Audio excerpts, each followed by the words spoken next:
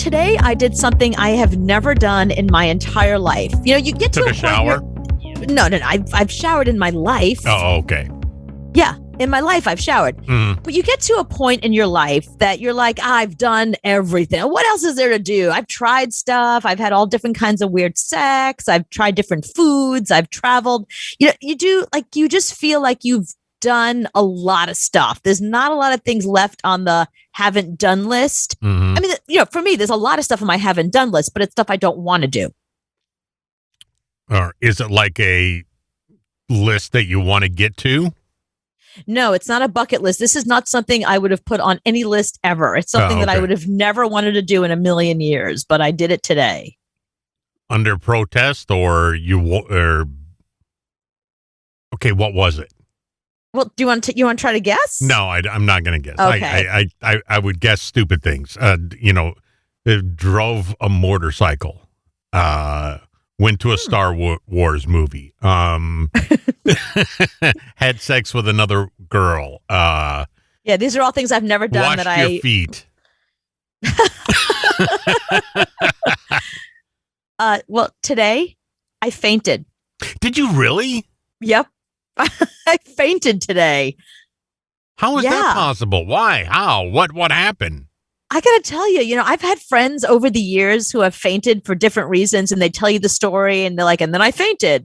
And some of them are just people that have something wrong with them, or they're just fainters. Like I have a friend who's just a fainter. I remember he called me one time from London. I was like, oh, how's your trip going? He goes like, I'm in the hospital. Why? I fainted. He was going up an escalator. He fainted because he's a fainter. I've never fainted in my entire life. And I am here to tell you, it is just like the movies. Like, you know, when you're watching a movie and then suddenly like the character, they want them to faint. So suddenly like they start spinning the room and then everything goes dark and then the person's out and then the next scene they're coming to. You know how that is in a movie? I get that. I'm wondering why this happened. So, all right, let's start with the fact that you know what a hypochondriac I am. I'm not even going to pretend to say that I was in a doctor's office because I had to be there. I didn't really have to be there. I'm a total hypochondriac. Anytime there's anything going on with my body, I need it fully investigated. I need like MacGyver there. I want a full investigation. I want Joe Kenda, full investigation. House, all of it, you know. Is it broad spectrum antibiotics that I need? What's going on here? Mm-hmm. So I went for like a regular checkup with my doctor. But you go for a regular checkup once a week. I'm very close with my doctors. I spent a lot of time in doctors' offices, and I have my whole life. Like I discovered my hypochondria young. Like I think I was like 22 the first time that I went through like a battery of tests for things I did not need. But yeah, so I'm at my doctor's office. He's doing like a regular checkup and he says, oh, I feel a little lump on your neck. I know. It's probably nothing, but let's keep an eye on it. And then he's like, you know what? Just to make you feel better, because I know if I say let's keep an eye on it, you're going to obsess over it for the next 6 months. So let me send you for an ultrasound. Take a look at what the lump is on your neck. I mean, great, let's do that. And I'd injured my neck at the gym a couple of years ago. I was like, that's probably what he's seeing. So I go in and get the ultrasound and there's like a nodule of some kind in there. So the doctor's like, you know what? I'm going to send you for a biopsy. I'm sure it's nothing, but I know you. And if I tell you there's a lump in your neck, you're not going to be able to sleep for 2 months. You're going to call me every other day. I just need to manage you. So I went for a biopsy of this thing on my neck. And when they stuck the needle in, they hit the vasovagal nerve, which is a nerve in your neck that makes you pass out. And it was explained to me later that, you know, when someone does a chokehold and the person passes out, mm-hmm. That's what they're holding. That cuts off the oxygen to your brain. Yes, it's more that I've learned from firsthand experience. What it does is it causes your blood pressure to drop so low that you can't stand up and you pass out. So, yeah. So they stuck the needle in, they pull it out, and all of a sudden I'm like, I don't feel so good. Doctor's like, what's wrong? I don't know. I'm not feeling really, and I start to sweat He's like, are you feeling dizzy? I was like, yeah, the room's kind of spin. I don't even think I got the word spinning out. Mm-hmm. And the chair that I was in the doctor's office immediately goes to a table. And I found that out because I guess I had fainted and it was just the doctor and the nurse in the room. Mm. I come to, I'm still laying on the table. My blood pressure is still, like 20 over 10. It's like on the floor. It's non-existent. Yeah. And I'm still feeling really nauseous and really dizzy. But there is a room full of people around me. And I heard them call code 77. So I guess that's a thing. Like at a hospital, they call a code and then all of a sudden everybody shows up. No, so, that's open bar. What? The 7 and 7. Code 7 and 7. I need a drink.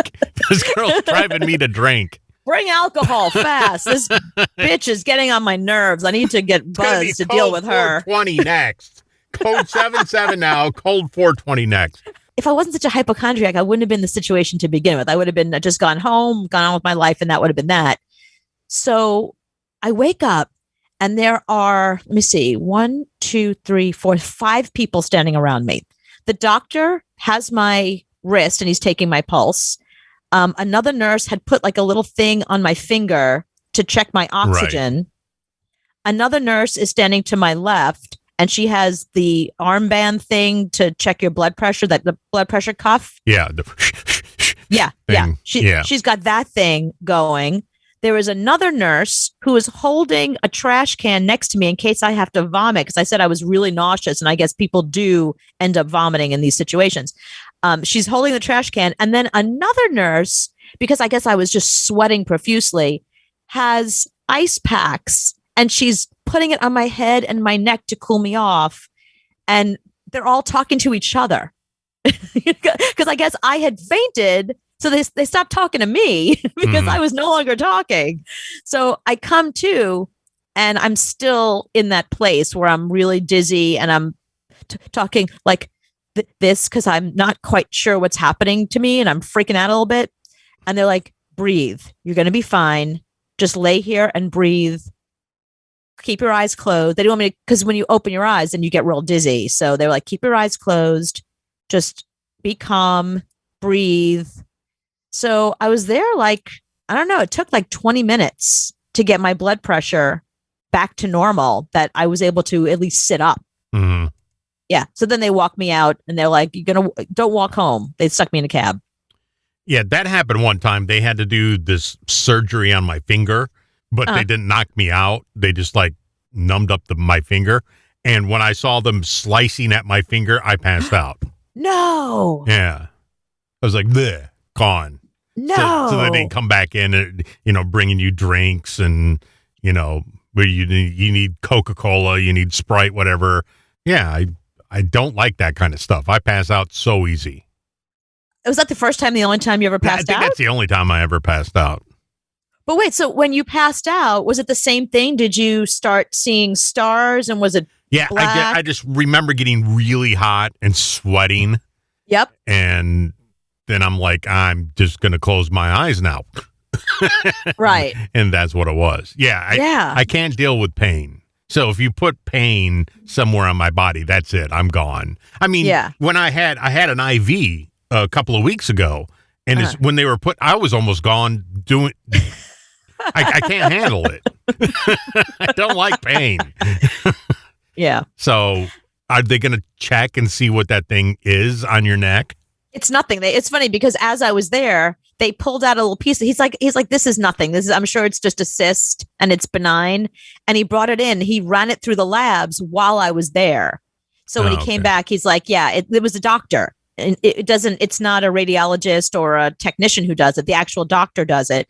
So he's like, yeah, it just as I suspected. It's nothing. It's just a cyst and you'll be fine. So they were very nice. So they helped me home and they called me once I got home to make sure I was okay and how I was doing. They gave me their private numbers. If you're not feeling good, give us a call.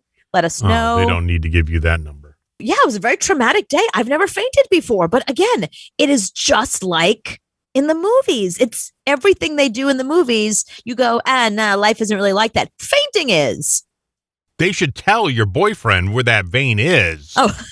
So he could just shut you up every now and then. Press here. I'll get like a T-shirt with an arrow. If she's annoying, press here. Right. He would love that. Yeah. So last night, speaking of you and how crazy you are with all these things, there was a Dr. Phil. I don't know why I'm into Dr. Phil lately. Dr. Phil has stepped up the game to where they bring just crazy people in. How's that any different than all the other shows that he was doing before? They amped up the crazy. Oh, okay. So it went from 5 to like 11 on the crazy meter. Jesus. So this girl is related to you. So the whole time I'm watching this, I'm going, she's got to be related to Cooper somehow. There was a time I went to the dentist and my mouth went numb. It started drooping to one side and I panicked. I started thinking that I was having a stroke. I would literally like take off the thing out of my mouth and like gotta stop for a second, and she has a drill in her hand and I'm over here panicking. She's been to the ER 300 times in the past year. So the doctor told me to call someone for sedation and then just go somewhere else. Go somewhere else. They don't even want her anymore. She's been dealing with what she says is uncontrollable hypochondria since childhood, and that it's impacted her work, friends, family, I shouldn't laugh at her because I live this. No, this is you. Anna, cousin Nina, and friend Katie all worry because Alex. She's been fired from her last 4 jobs because she just leaves and goes to the hospital. Has angry outbursts, which are not unusual for somebody that's experiencing a high degree of anxiety. Because when you have a fear response and your fear's running, she's sitting there not really listening to him. She's thinking, my stomach hurts. Am I okay? Is that stomach cancer? Yeah, she can't eat food because she thinks she's choking. So when you get really anxious, you go into a fight. That's not my problem. No, that's your problem when it comes to certain foods. This is you. This is you a couple of years ago. But I eat plenty of food. I'm not afraid of food. No, you're afraid of some certain foods. She's not afraid of food either, but she doesn't eat peanuts because she thinks she has a peanut allergy, even though they've never tested her. So, pretty much that, and yeah, I kind of want to stop going to the hospital at 3 a.m. That's a drag. Yeah, the going to the hospital part's no fun. I go to the hospital all the time, and you're just laughing. No, because I don't want to make myself sound crazy. So I just laugh. I'm not serious. So like it's hard to be serious. Girl, we're there. Your mom. So what's she thinking right now? She's wondering if that pain in her foot is a tapeworm. That's a tapeworm that's working her way into the foot up into her stomach. My mom. This girl has been to the hospital 300 times in the past year. Because that's like 100 times more than me. 100 times, though. No, I haven't been 300 times. There was a time in my life that I would say I went to the ER maybe, I'd say like twice a year. So it's not hundreds of times, but like twice a year, something would come up that I'd be like, I should probably go to the ER now. Would you call the doctor and the doctor say, go to the ER? Sometimes, I'd gone so many times that occasionally I would have a doctor say to me, if you feel X, Y, and Z, go straight to the ER, or if this gets worse, go to the ER or call me and I'll tell you what to do. So I have had if you remember, one of the times I was sick, I was having stomach issues, and the doctor there said, you need to go to the ER. Because she was worried that I was having something worse. My God, I remember. Don't you remember? You were in the ER all freaking day. Remember all friggin' night. And it wasn't anything. It wasn't anything. It was because she did like a preliminary feel of my stomach area, and she never bothered to say to me, do you have X, Y, or Z? And I would have said yes. And then she would be like, oh, that's what I'm feeling. But instead, she felt something. She was like, oh, this isn't good. Go to the ER. So I was like, oh, my God, I have to go to the ER. And she was there for like 13 hours. Yeah, that's the thing about ERs I've learned. You got to bring a book or, bring a book to listen to. Or I hate that you know that. Don't forget your AirPods if you go to the ER.